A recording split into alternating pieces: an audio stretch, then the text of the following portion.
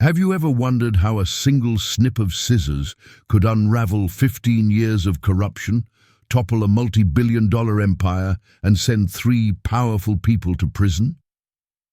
You're about to witness the true story of how one girl turned a cruel prank into the most expensive lesson her enemies would ever learn.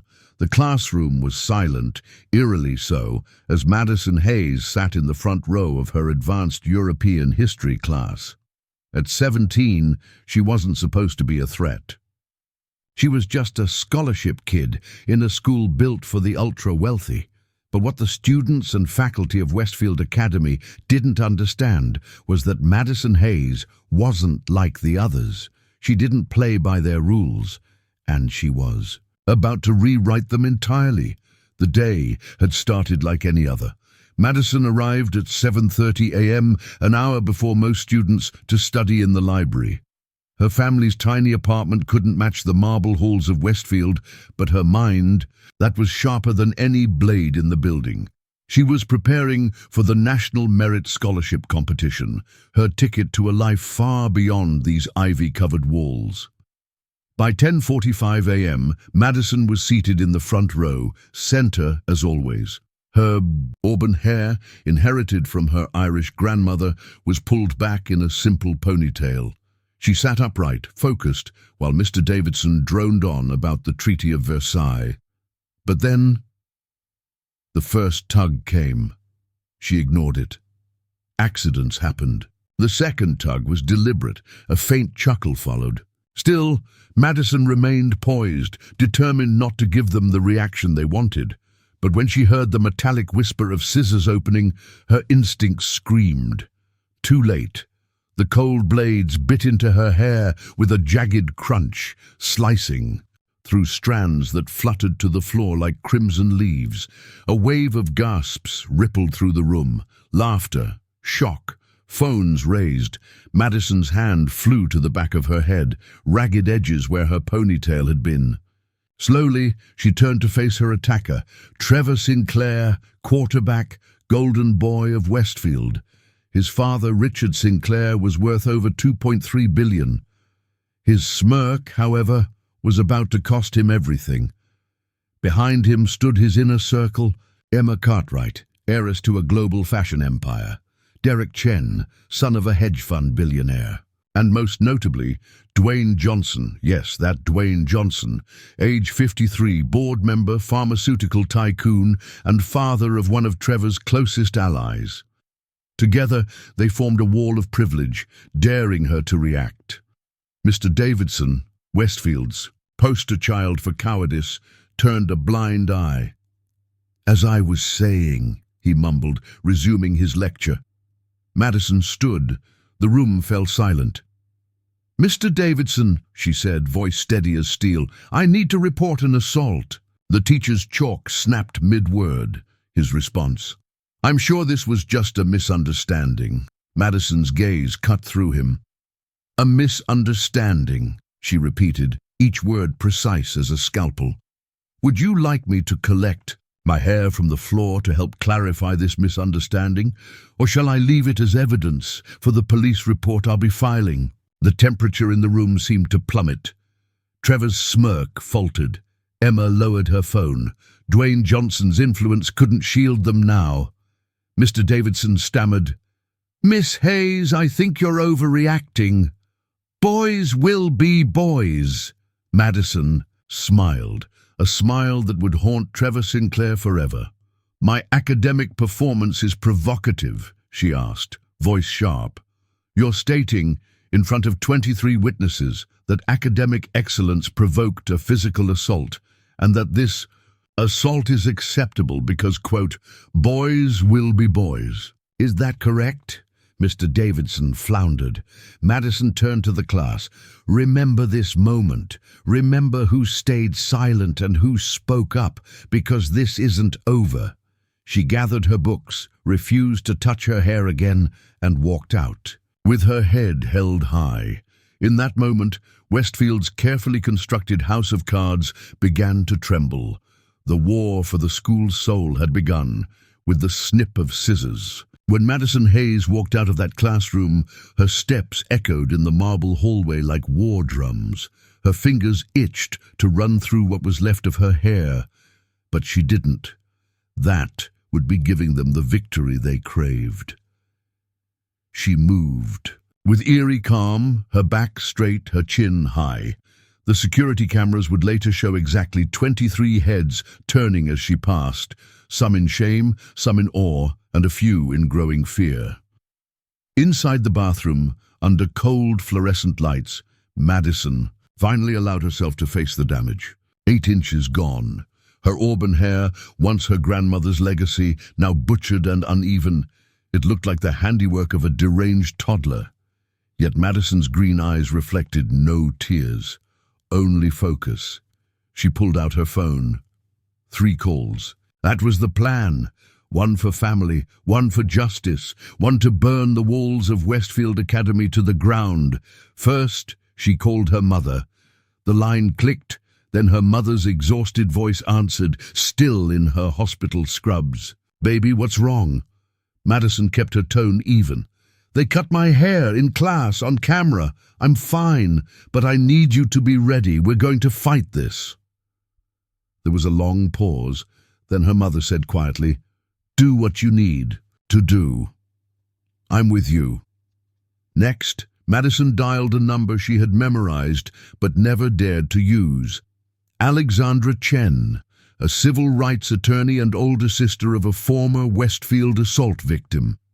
The message had been clear when they met once at a community event. "If you ever need help, call me."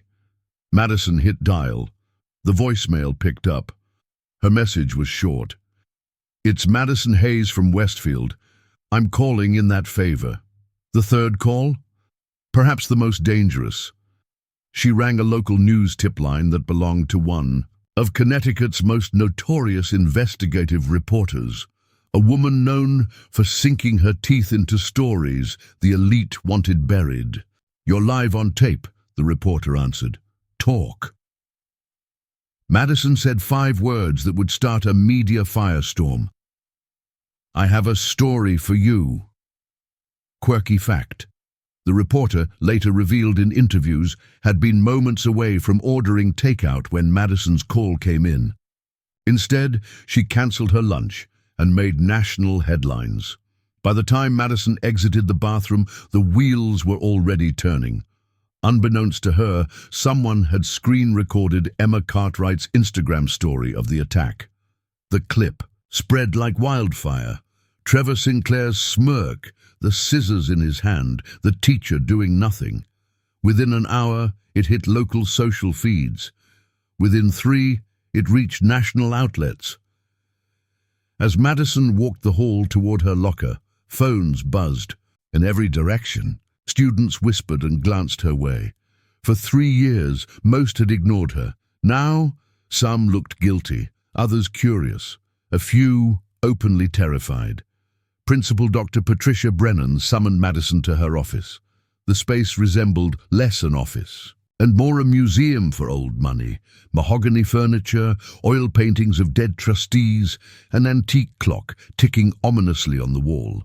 The perfect backdrop for hypocrisy. Dr. Brennan folded her hands, her voice syrupy sweet. "Madison, I understand. You're upset about today's incident." Madison's gaze didn't waver. "It wasn't an incident, it was assault." Dr. Brennan's smile tightened. "Let's not exaggerate. Scissors are hardly a weapon." Here came the first surprise. Madison leaned forward slightly. "Would you like me to borrow the pair on your desk and demonstrate?" Dr. Brennan's perfectly manicured hand twitched toward her bobbed hair. For a moment her poise cracked. The principal recovered. "Mr. Davidson assures me this was a case of teenage hijinks." Madison produced her phone. With deliberate precision, she swiped to the viral video, now at 1.2 million views. "Hijinks?" she repeated. "This was premeditated assault filmed for entertainment." Another quirky twist. One of the top comments under the video at that moment read, "This girl's got more backbone than the entire school board combined." That comment alone was later credited with inspiring hundreds of students across the country to share their own stories. Dr. Brennan faltered. "You can't prove it was planned." Madison reached into her bag and pulled out printed screenshots from a group chat titled Westfield Royalty. "Actually, I can," she said. "Here's Trevor Sinclair, Emma Cartwright, Derek Chen, and Dwayne Johnson's son, plotting to, quote, put the scholarship girl in her place." Dr. Brennan's face lost color. She reached for the papers. Madison pulled them back. "Copies. Originals are with my attorney." The principal's voice sharpened. "We can resolve this internally. No need to involve outsiders." Madison tilted her head. "Like you resolved Ashley Chen's sexual assault claim, or Marcus Washington's broken arm, or the 37 other cases your administration buried in the past 5 years. The room seemed to freeze. Dr. Brennan's polished veneer cracked wide. "Open. You have no idea who you're up against," the principal warned. "The families involved here have resources beyond your imagination. They will destroy you." And here was the moment Madison had waited for. "Then let them try," she said softly. "But first, they'll have to explain why their children felt entitled to assault a classmate on camera, and why a teacher openly condoned it, and why the head of the board, Dwayne Johnson, helped cover it up. It was a risky move, invoking Dwayne Johnson's name so openly. The man was known for philanthropy and charm in public, but those inside Westfield's inner circle whispered of his iron grip behind closed doors. A pharmaceutical giant with political influence, he wasn't used to hearing no. Madison stood. As she reached the door, she added casually, "Oh, and Dr. Brennan, you might want to check your email. A New York Times reporter has some questions about Westfield's disciplinary records. Someone sent her a rather illuminating spreadsheet. Quirky aside, the spreadsheet in question, it was compiled by an anonymous student coder who had secretly scraped Westfield's internal system over 2 years. Another forgotten scholarship kid who chose to fight in their own quiet way." As Madison exited the office, the hallway was a sea of whispers and stares. News of her standoff with Dr. Brennan had already leaked. Madison ignored the looks. Her phone buzzed again. Another media request. She declined it. For now, the war was just beginning. And that's when the first real counterattack came. A black Tesla with tinted windows pulled up outside the school. The passenger window lowered. Catherine Morrison, mother of Blake Morrison, Dwayne Johnson's top political ally on the board, sat inside. "Get in," she said, her voice leaving no room for argument. Madison hesitated. "I'm fine with the bus." Catherine's smile held no warmth. "You're not safe. Not anymore. If you want to fight them, you'll need more than courage." Against her instincts, Madison got in. The car smelled of leather and power. Catherine didn't waste time. "You've kicked a hornet's nest. Dwayne Johnson and Richard Sinclair will come at you hard, and they'll play dirtier than you. Can imagine." Madison looked out the window. "I'm not afraid." Catherine's response chilled her to the bone. "Then you're a fool. The last family who tried to expose them lost everything. Their daughter nearly took her life. You want to win? You'll need this." Catherine handed her a small flash drive. Madison stared at it. "What's this?" 15. Years of evidence, every cover-up, every bribe, every crime, including Dwayne Johnson's darkest secrets. Catherine's voice cracked, a rare human moment. "I've played my part long enough. If you're going to take them down, burn it all." And with that, the car door opened. Madison stepped out, flash drive burning cold in her pocket, knowing one thing for certain. The scissors may have started this war, but she was going to finish it with fire. The black Tesla vanished into traffic, but the flash drive in Madison's pocket felt heavier with every step home. It wasn't just data. It was 15 years of secrets, enough to bring down billionaires And now that responsibility was hers. Inside their cramped apartment, the contrast was jarring. Faded linoleum floors, second-hand furniture, lavender-scented candles masking the scent of old pipes. Her mother, Sarah Hayes, sat hunched at the kitchen table, exhaustion etched into every line of her face. The television hummed in the background. Local news replaying the viral video. Madison's hacked hair dominated the screen. When Madison entered, her mother turned sharply. "Baby, what have you done?" The words weren't angry. They were scared. Madison sat across from her and placed the flash drive on the worn table between them. "They cut my hair, Mom, in class, on camera, and I'm not letting them get away with it." Sarah stared at the drive like it might explode. "What is that?" Madison explained everything. Catherine Morrison's warning, the drive's contents, the coming battle. Her mother listened in silence, eyes darkening. Then, in a voice low and steady, she said, "Show me." They booted up Madison's aging laptop. The drive clicked into place. Folders appeared. Thousands of documents, emails, surveillance footage, a digital Pandora's box.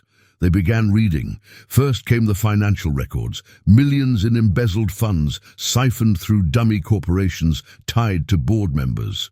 Then emails, dozens detailing how disciplinary actions were traded for donations. "Expel the poor ones, protect the legacy kids," one read. Another outlined how Westfield's administration coordinated with pharmaceutical companies.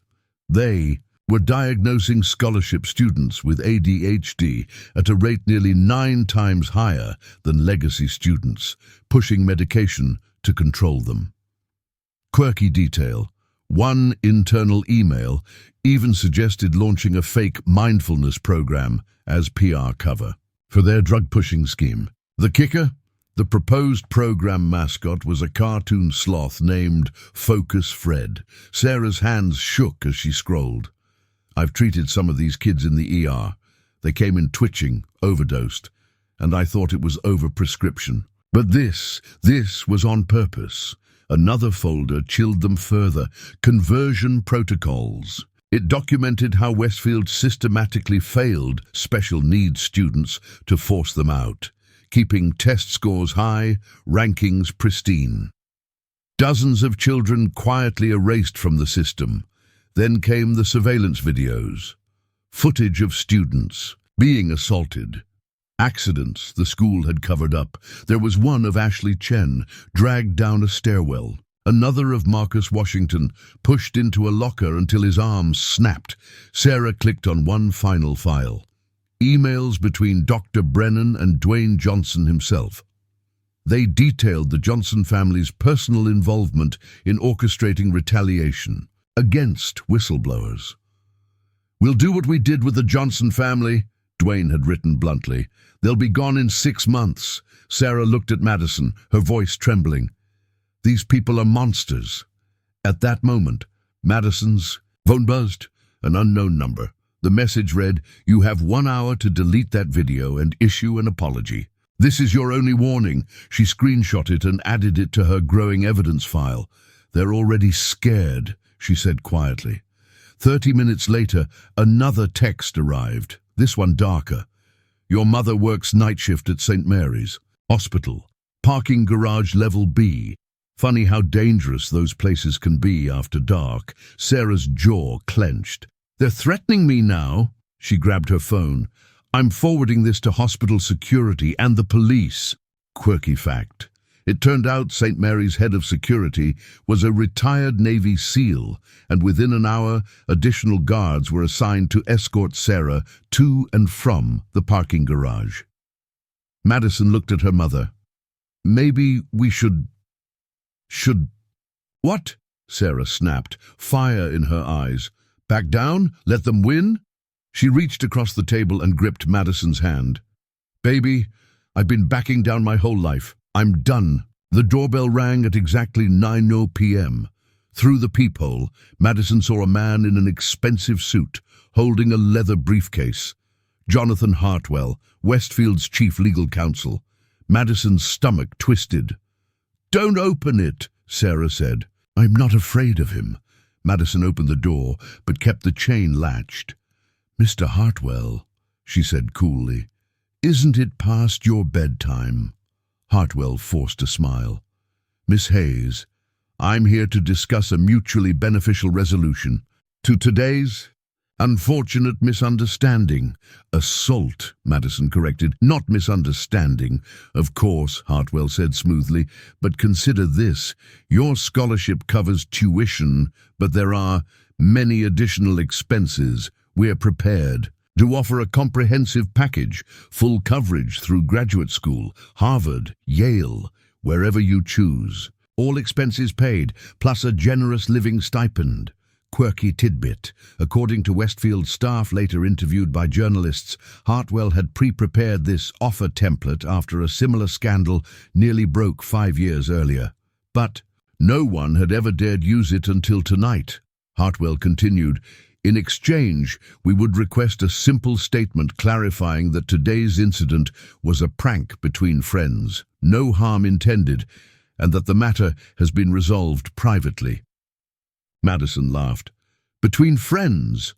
Trevor Sinclair and I have never been friends, and you want me to lie to protect him?" Hartwell's mask slipped. "Think of your future, Miss Hayes. Think of your mother. This offer won't remain available long."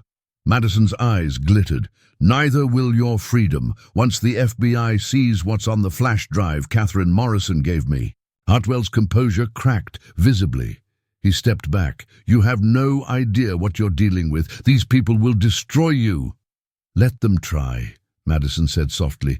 "Now get off my property, or I'll add trespassing to the list." Hartwell left, shaken. Madison closed the door and turned to her mother. "We need to back everything up now." Mother and daughter worked through the night. They uploaded encrypted copies of the files to multiple cloud services, emailed trusted journalists, and prepared a dead man's switch set to release. Everything if either of them was harmed. Quirky moment. While uploading files, Madison used an old email address from a defunct anime fan site.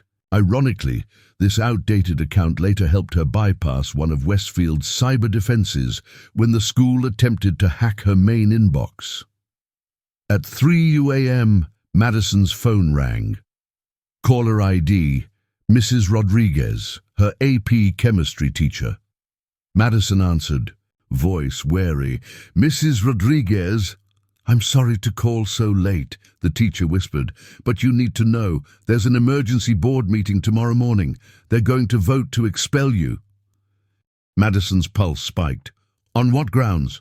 "Creating a hostile learning environment, inciting violence, distributing defamatory content," Mrs. Rodriguez replied. "6 board members have already signed off. They just need one more vote." Madison exhaled slowly. "Let them try."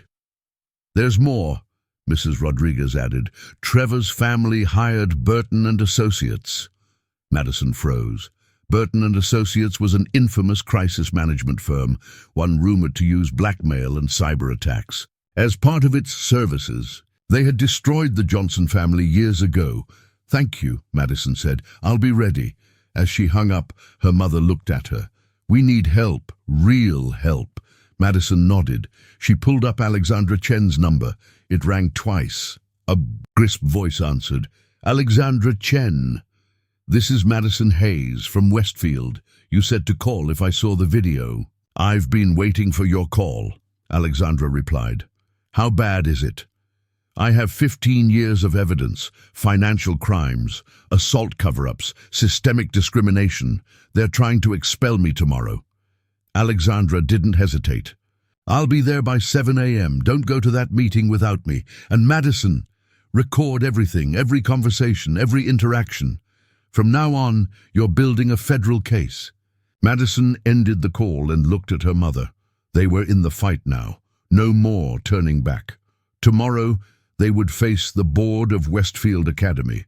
And Madison Hayes would be ready, with fire, evidence, and a mother who was done backing down.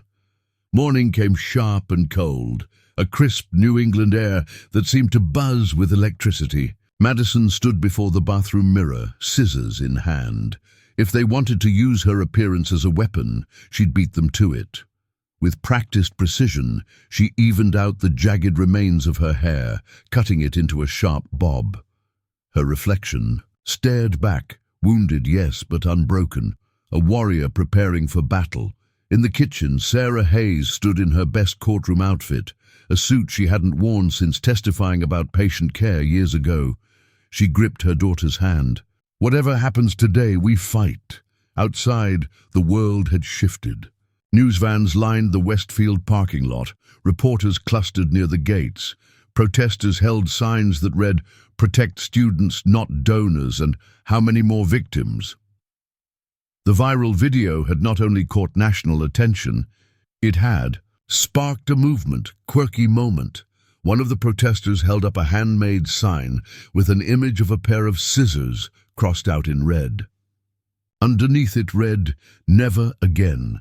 That image would later trend on social media as a global symbol of student resistance.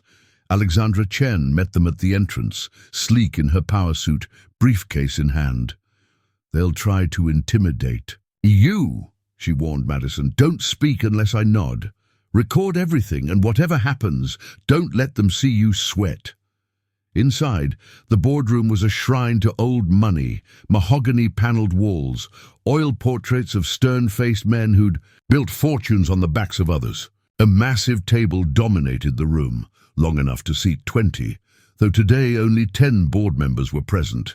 At the head of the table sat Richard Sinclair, Trevor's father. His resemblance to his son was uncanny, right down to the cold gleam in his eyes. Beside him sat other familiar power players, including Dwayne Johnson, whose polished exterior masked the ruthlessness beneath. Dr. Brennan opened the meeting with a sickly smile. "Miss Hayes, we are here to discuss your recent behavior and its impact on our learning environment." Alexandra rose smoothly. "Actually, we're here to discuss Westfield Academy's systematic violation of federal education laws, Title IX requirements, and a criminal conspiracy to cover up assault." The board erupted, voices overlapped, objections flew. One member barked, "Remove this woman immediately." Another hissed, "This is extortion." Alexandra smiled coldly. "Furthermore," she continued, raising her voice, "my client has evidence of financial crimes that fall under RICO statutes, embezzlement, money laundering, tax fraud, all documented, all traceable, all currently being reviewed by the FBI, IRS, and Department of Education." Richard Sinclair slammed his hand on the table. "This is a bluff," Madison stood, voice steady. "No, this is justice." She reached into her bag and produced her phone. "Let me show you." With one tap, the room filled with Trevor's voice, broadcast clearly through a Bluetooth speaker. "Yeah, we're going to cut that bitch's hair tomorrow. Put her in her place. My dad says she needs to learn that scholarship kids should be grateful, not uppity." Gasps filled the room. One board member's face drained of color.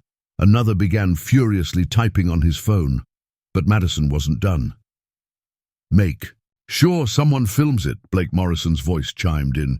"We can edit it later, make it look like she asked for it." Then Emma Cartwright. "If she complains, we'll say she's unstable, mental health issues. Who's going to believe trailer trash over us?" Silence. No one could deny what they had heard. The air grew heavy with fear. Quirky twist. The Bluetooth speaker Madison used. It was a hand-me-down from her uncle and still bore a faded sticker that read, "World's okayest student." That sticker, captured in news photos, became an unlikely meme. But Madison wasn't finished. "Wait," she said, "there's more." She played another recording, this one from the flash drive. Dr. Brennan's voice, cold and calculating. "The Johnson family is becoming a problem. They have evidence of the assault. We need to handle this, like we did with the Martinez situation." Richard Sinclair's response followed, "I'll make some calls. By next month they won't be able to afford groceries, let alone lawyers." Now the room wasn't just silent, It was paralyzed. Alexandra stood. "Every person in this room has a choice," she said crisply. "Resign immediately and cooperate with authorities, or be named as defendants in a federal lawsuit that will strip you of your positions, your reputations, and your freedom." "You can't prove—" one board member began, but Madison interrupted. With a tap on her laptop, she projected a stream of documents onto the room's large display screen. Financial records, emails, security footage, a systematic pattern of corruption laid bare. 15 years, she said quietly. 15 years of children hurt, families destroyed, futures stolen. Also, you could maintain your perfect statistics and keep the donations flowing. Richard Sinclair rose slowly, face mottled with rage. "You think you've won? You have no idea what I'm capable of." It was then that the boardroom door burst. Open, a calm voice called out, "I will, Mr. Sinclair." In strode Agent Martinez of the FBI, flanked by agents bearing federal badges and warrants. "We'll need everyone to step away from the table and keep your hands visible." The room erupted again, this time in panic. Agents moved swiftly. Dr. Brennan, pale as a sheet, was cuffed and read her rights. 3 board members, including Dwayne Johnson, were arrested on charges of conspiracy, fraud, and obstruction of justice. Quirky sidebar. When Dwayne Johnson was led out, one protester outside shouted, "Guess your PR team won't fix this one, Dwayne." That line, captured on a viral livestream, became the top trending hashtag that day. Jacques PR can't fix this. Jonathan Hartwell tried to flee through a side door but was tackled in the parking lot. His briefcase, filled with shredded documents, was seized by IT forensic agents. They would later reconstruct the documents to reveal even deeper layers of corruption. By noon, the mighty had fallen. Westfield Academy was under federal oversight. Arrests dominated the news cycle. Across the nation, the #Darkish Westfield truth spread like wildfire. In the center of it all stood Madison Hayes, her hair sharp, her eyes unyielding. The girl they had tried to humiliate had become the face of a national reckoning. But even as FBI agents cleared the boardroom, Madison knew the fight wasn't over, not yet. The boardroom had emptied, but the shockwaves had only just begun. By noon that day, headlines blazed across every major news network. Scholarship student exposes years of corruption at elite private school. Madison's school photo, a now iconic shot from before Trevor's assault, appeared on screens nationwide. But for Madison Hayes, there was little time to process it. She and Alexandra Chen spent the next hours giving official statements, handing over encrypted files, answering agents' questions.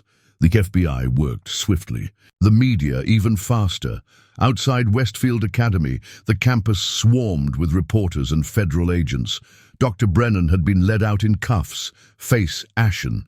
Richard Sinclair, red with fury, had shouted legal threats as he was escorted away. Dwayne Johnson, eerily calm, simply stared at Madison as the agents closed the squad car door behind him, and yet as Madison walked out of that boardroom, she wasn't thinking of their faces. Her mind was already on what came next. Quirky moment. In the flurry of national media coverage, one news anchor mistakenly referred to Madison as Madison Hayes, 17-year-old future lawyer/hacker. The hacker part was untrue, but the phrase caught on, spawning a fan base who dubbed themselves Team Hayes Hackers. In the days that followed, Westfield's pristine image collapsed like a house of cards. The FBI's ongoing investigation revealed a staggering scale of wrongdoing. Dozens of past victims came forward, emboldened by Madison's stand. Parents, who had once feared speaking out, now lined up to tell their stories to the press. Meanwhile, Madison's life transformed overnight. Her inbox overflowed with interview requests. Civil rights organizations reached out with offers of support. Strangers sent messages of solidarity and threats. Alexandra handled the legal side, while Sarah Hayes worked with hospital security to ensure their safety. But the battle wasn't finished. One key piece remained: justice for the person who had started this war with a single snip of scissors. The court date arrived swiftly, 3 days after the boardroom takedown. The charges against Trevor Sinclair included assault, harassment, and participation in a larger conspiracy. The courthouse buzzed with media. Protesters held signs. Among the crowd stood former Westfield students, victims who had finally found their voice. Madison entered, flanked by her mother and Alexandra. Cameras flashed. Questions flew. Madison said nothing, her face unreadable. Inside the courtroom, Trevor Sinclair looked like a shadow of his former self. Gone was the arrogant smirk. He sat hunched in a suit too large for him, hands trembling, jaw tight. His Ivy League acceptance had been revoked, his father's empire crumbling. Now all that remained was a young man facing the consequences he had believed would never touch him. As the hearing began, the judge, a sharp-eyed woman known for her no-nonsense rulings, summarized the charges. Then she invited Madison to speak, quirky aside. Before Madison took the stand, Alexandra slipped her a note that read simply, "Speak for those who couldn't." Madison carried that message in her pocket as she approached the microphone. Her voice was calm. "Your Honor, this was never just about hair. This was about power, abused by those who thought money meant immunity. They touched me without consent. They filmed it for amusement. They expected silence, but I refused." She paused. "They tried to cut me down, but they only made me sharper." The courtroom held its breath. Even Trevor's lawyer seemed momentarily at a loss. When the judge delivered the sentence, her words rang clear. "Trevor Sinclair, you are hereby sentenced to 18 months in juvenile detention, followed by 3 years probation and mandatory counseling. Furthermore, you are barred from attending any educational institution that receives federal funding." Trevor's composure cracked. He wept openly, a stark contrast to the cold cruelty of that classroom moment. His father, watching from a separate holding cell, could do nothing to intervene. Quirky moment. As Trevor was led away, one protester outside the courthouse held up a giant novelty pair of scissors painted gold. The sign beneath it read, "This time you lose." That image would appear on magazine covers around the world. For Madison, it wasn't about revenge. It was about accountability. As she exited the courthouse, she gave a simple statement to reporters. This isn't the end. It's the beginning. And indeed, change swept swiftly through Westfield Academy, though not in the way its board had imagined. Within days, Westfield's assets were frozen. Lawsuits piled up. More arrests followed. A federal oversight team seized control of the school. Ultimately, the decision was made. Westfield Academy would be dissolved. Its campus repurposed as a public charter school focused on serving underprivileged students. Quirky twist. In a final act of poetic justice, the school's new mascot, voted on by its first class of charter students, became the Phoenix. Rising from the ashes of corruption, Madison's life was no longer her own. National figures called. Law firms offered internships. Advocacy groups sought her as a spokesperson. But one invitation mattered more than any other: an official request to testify before Congress on educational equity and institutional accountability. She prepared carefully. For her, this wasn't just about Westfield, it was about every school where privilege silenced justice. In the quiet of her room one night, Sarah entered holding a small velvet box. Inside was a hairpin, one that had belonged to Madison's grandmother. "For your speech," her mother said softly. "Wear it so they remember where you came from."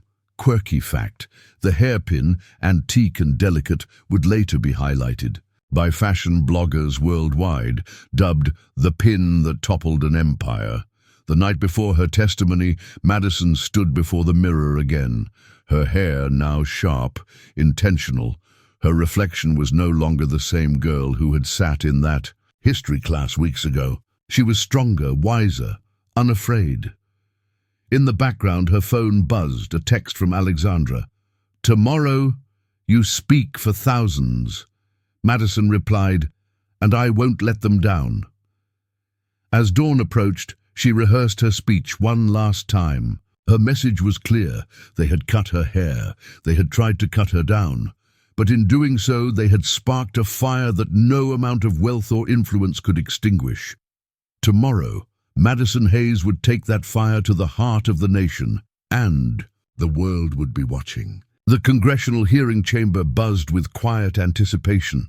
Rows of lawmakers sat in pressed suits, cameras rolled, journalists hunched over notepads. The eyes of the nation were fixed on one seat at the witness table, occupied by a 17-year-old girl with a sharp bob and an iron gaze. Madison Hayes adjusted her microphone. The antique hairpin from her grandmother glittered subtly in her hair, a private symbol of resilience. She looked out at the room, knowing that thousands of victims who had never found justice were watching from their screens. The chairwoman gave her the floor. Madison's voice, calm and unwavering, filled the chamber. "They cut my hair because they thought they could cut me down to size, because they believed poverty made me powerless, that needing financial aid meant I should accept abuse with gratitude." She paused, letting the words settle. They were wrong. The hearing room remained silent, transfixed.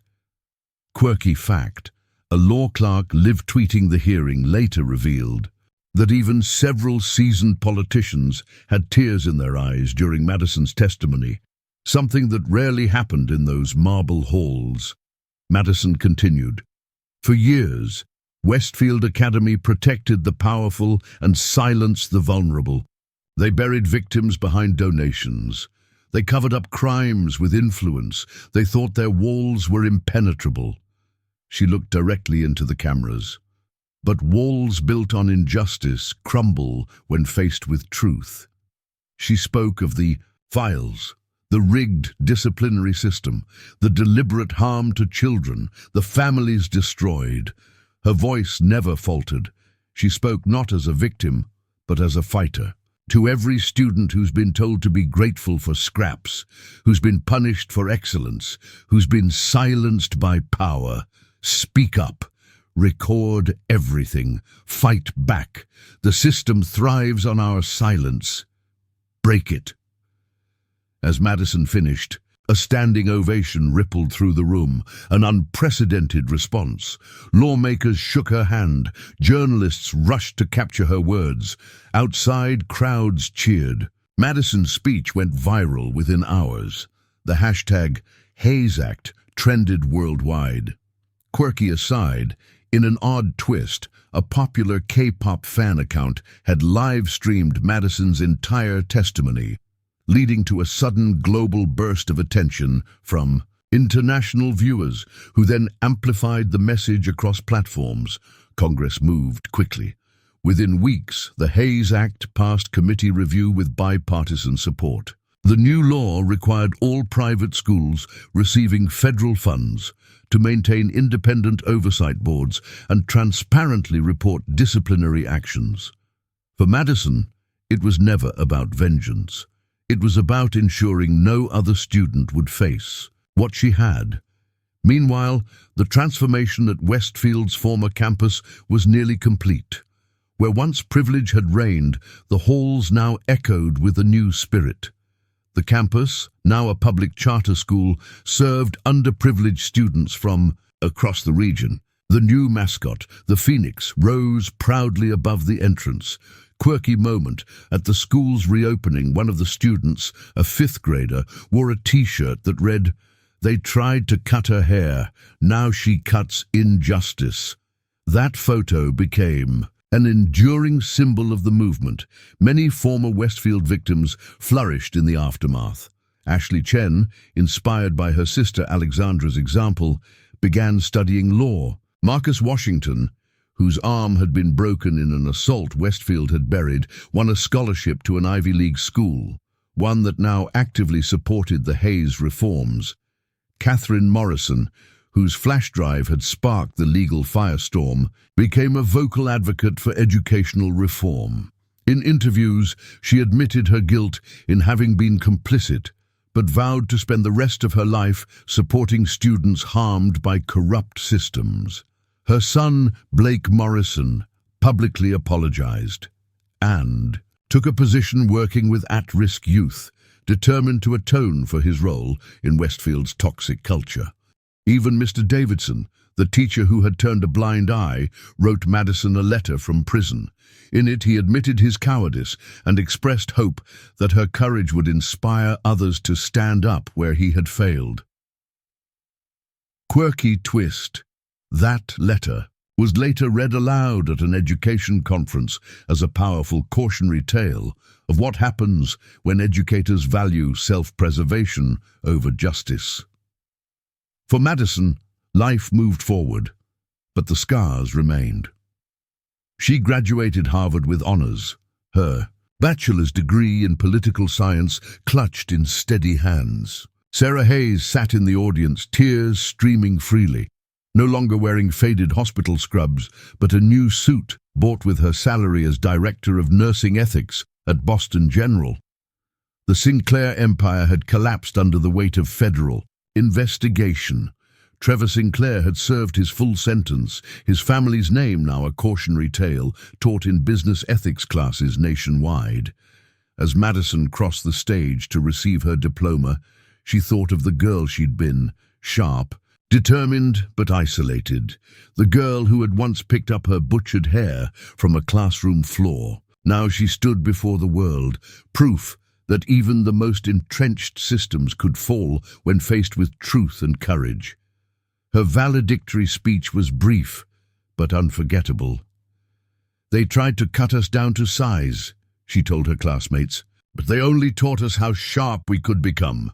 The audience erupted in applause. Across the country, in classrooms where privilege still often trumped justice, administrators nervously reviewed their policies, knowing that the next Madison Hayes might already be sitting in their rows, taking notes, gathering evidence, preparing to cut their corruption down to size. Later that evening, at a small celebration dinner, Alexandra Chen raised a toast. "To Madison Hayes," she said, "who turned a bad haircut into a federal case and reminded us all that justice isn't about revenge. It's about making sure no one else suffers what you suffered." Madison touched her hair, now grown long again, though she sometimes still wore it in that sharp bob as a reminder. She'd received offers from top law firms, advocacy groups, even political campaigns. But her next move was already decided. The next day, she would start her new position at the Department of Education's Office of Civil Rights, investigating the kind of institutional abuse that had almost destroyed her. Quirky moment. On her first day in the new role, Madison carried a plain notebook. On its first page, written in bold letters, "Never again." It would become her personal mantra, and the title of a best-selling memoir published 2 years later. As Madison prepared to leave for her first day, her phone buzzed. A message from an unknown number. "I saw your story. I'm being bullied. At my private school in California, what can I do?" Madison smiled. The fight wasn't over. It had become a movement. She typed back, "Document everything. Stay strong. I'll help you." Because somewhere in a boardroom or classroom, another predator would soon learn what happened when you tried to cut down someone who refused to stop growing. The scissors had started it. The system had enabled it. But Madison Hayes had ended it. One perfectly documented piece of evidence at a time. 2 years later, the name Madison Hayes still echoed in headlines, classrooms, and courtrooms. But on this particular spring afternoon, she was just another graduate standing in line beneath the crimson banners of Harvard University.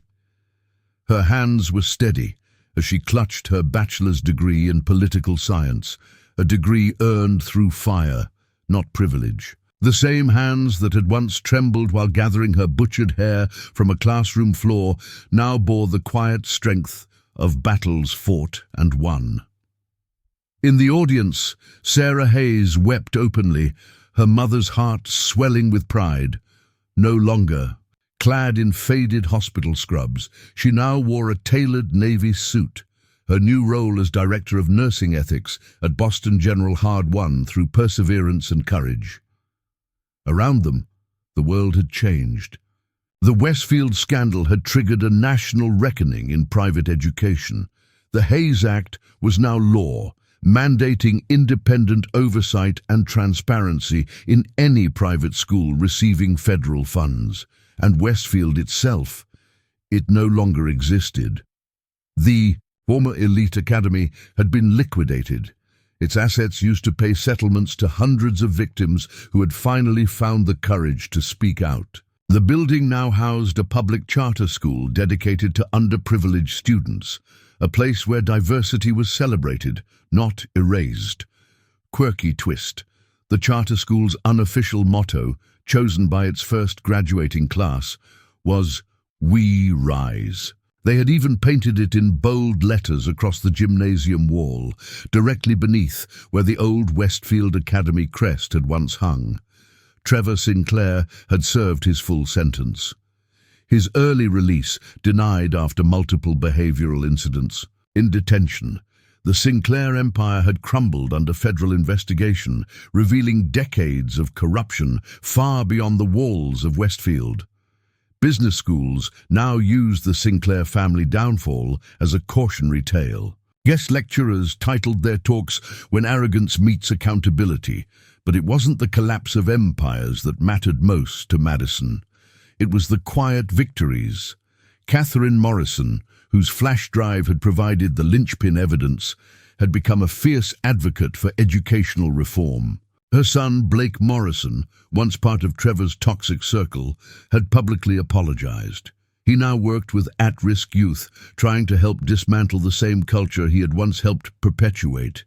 Even Mr. Davidson, the teacher whose inaction had triggered Madison's iconic classroom stand, had written her a heartfelt letter from prison. In it, he confessed the depth of his cowardice and expressed hope that her courage would inspire future educators to act with integrity where he had failed.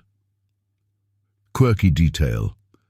That letter would later be included in a best-selling anthology titled Letters from the Fall, a collection of messages from those caught in the collapse of Westfield.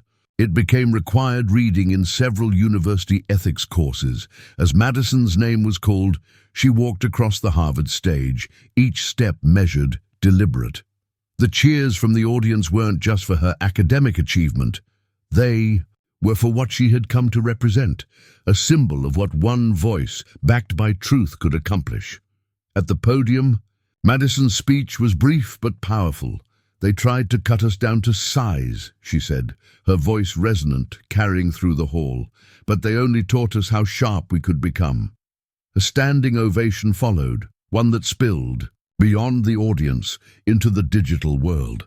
Within hours, clips of her speech trended on every major platform. The image of Madison in her cap and gown, wearing her grandmother's antique hairpin, became an enduring symbol of the movement. Quirky aside, a viral meme emerged that day, featuring a split image, one side of Madison's infamous viral video, with her hacked hair, the other of her graduation photo. The caption read simply, "They cut her hair, she cut their empire." Later that evening, at a small celebration dinner hosted by Alexandra Chen, Madison sat surrounded by friends, mentors, and fellow survivors. Alexandra raised a glass. "To Madison Hayes," she said, "who turned a bad haircut into a federal case and reminded us all that justice isn't about revenge. It's about making sure no one else suffers what you suffered." Madison touched her hair, now grown long again, though sometimes she still wore it in that sharp bob as a reminder. She smiled. "Thank you," she said softly. "But this isn't just my story anymore. It's ours." She had already received offers from top law firms, advocacy groups, and even political campaigns. But Madison's next move was clear. The following morning, she would begin her new role at the Department of Education's Office of Civil Rights. There, she would investigate institutional abuses, using her own story to drive systemic change from within. Quirky moment. On her first day in the office, Madison carried a plain leather notebook. On its first page, written in bold letters, were the words, "Never again." That simple phrase would become her personal mantra, and eventually the title of her best-selling memoir published 2 years later. As she prepared to leave for her first day, her phone buzzed. It was a message from an unknown number. "I saw your story. I'm being bullied at my private school in California. What can I do?" Madison smiled, a small, fierce smile. The fight wasn't over. It had evolved into a movement. She typed back, "Document everything, stay strong, I'll help you." Because somewhere, in some boardroom or classroom, another predator still believed that wealth could shield them from accountability. Another student was being told to stay silent, to be grateful for scraps, to accept injustice as the price of opportunity. But now there was a roadmap, a blueprint for resistance, a warning. They had tried to cut down someone who refused to stop growing. The scissors had started it. The system had enabled it. But Madison Hayes had ended it, one perfectly documented piece of evidence at a time. And across the country, another predator was about to learn that lesson all over again. The war for Westfield's soul had ended, but its lessons were just beginning to ripple outward. Across the country, administrators at elite private schools were holding emergency meetings behind closed doors. Attorneys were reviewing policies. PR firms were on retainer. Because everyone understood what the fall of Westfield had proven. No amount of money could protect corruption from a student armed with truth, courage, and a phone that could record everything. In those same schools, students once too afraid to speak now watched Madison Hayes' story on repeat. The viral video of her standing in that boardroom, playing damning audio clips with calm precision, had become a beacon of resistance. Quirky.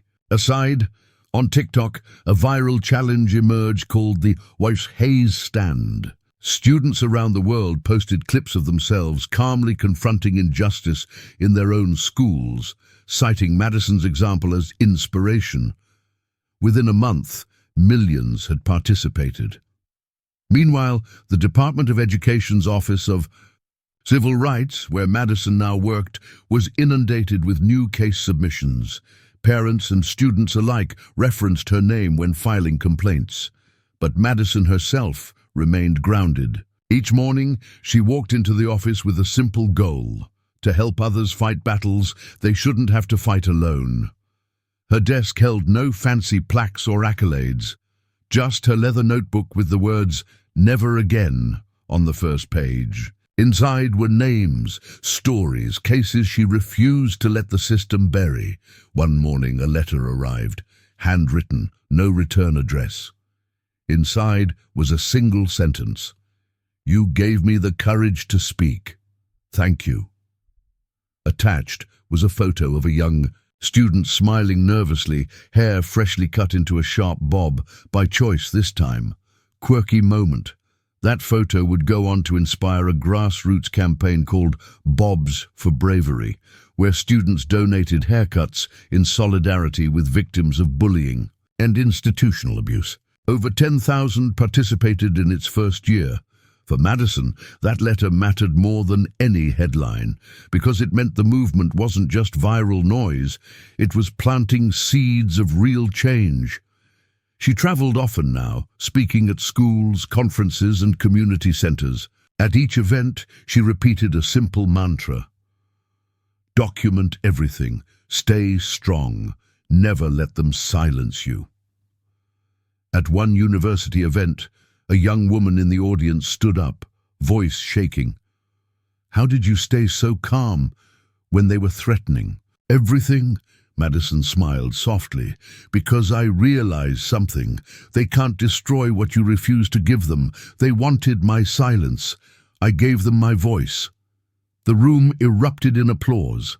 Quirky detail. After that speech, a small non-profit called Voices Uncut was founded by student activists in attendance. Its mission: to train students in their legal rights and equip them with the tools to fight institutional abuse, one recording, one document at a time. Back home, Sarah Hayes remained Madison's anchor. They often spent weekends together, decompressing over long walks and quiet dinners. One evening, Sarah looked across the table and said softly, "You've changed the world, baby. But remember, you don't have to carry it alone." Madison squeezed her mother's hand. "I know, but there's still so much to do." Change wasn't easy. Powerful forces still resisted the Hayes Act. Lobbyists worked tirelessly to water it down. Some elite schools quietly fought oversight, hoping the storm would pass. But everywhere Madison went, she met students armed with knowledge and cameras. They weren't waiting for adults to protect them anymore. They were protecting themselves. Quirky twist. One such student from a prestigious prep school in New York managed to record a dean admitting to expelling a scholarship student for fear of lowering the school's profile. The clip went viral, another domino falling, inspired directly by Madison's example. 2 years after the congressional hearing, Madison found herself invited to a United Nations Youth Summit on global education rights. There, she addressed an audience of young leaders from over 50 countries. She told them the truth, that privilege was a shield, but only if we let it be. That silence was what kept broken systems alive, and that anyone, no matter their background, could light a fire the world would have to see. Quirky sidebar. During that summit, Madison was gifted a symbolic pen made from recycled wood, taken from the original Westfield Academy Library. Now, transformed into a community learning center, the pen became her signature advocacy symbol, yet Madison remained wary of hero worship. In every interview, she reminded people, "I wasn't special, I was prepared, and I refused to look away." The Department of Education soon rolled out the Hayes Protocol, a formal training series teaching students and educators how to recognize, document, and report institutional abuse. Madison helped design it herself. At its launch event, she addressed a room full of teachers. "Please," she said gently, "don't wait until a student does what I had to do. Be the adult who stands up before they're forced to." The room stood in ovation. Meanwhile, Westfield's new public charter school thrived. Its students wore uniforms with a small phoenix emblem embroidered on the sleeve, a quiet tribute to the movement that had made their education possible. Quirky moment. One student, unknown to Madison, started a campus podcast titled Phoenix Files, dedicated to stories of overcoming injustice. The first episode, Madison's journey, told in her own voice. One crisp fall morning, as Madison prepared for another advocacy trip, her phone buzzed with a new message. "Hi, Ms. Hayes. I'm in 9th grade at a private school. They told me I don't belong because I'm on scholarship. I recorded it. Can you help?" Madison smiled. She replied instantly, "Of course, you're not alone. Let's begin." Because somewhere, another predator still believed power meant impunity. Somewhere another student was being told to shrink, to accept injustice as normal. But now they had Madison Hayes' roadmap. Now they had a movement.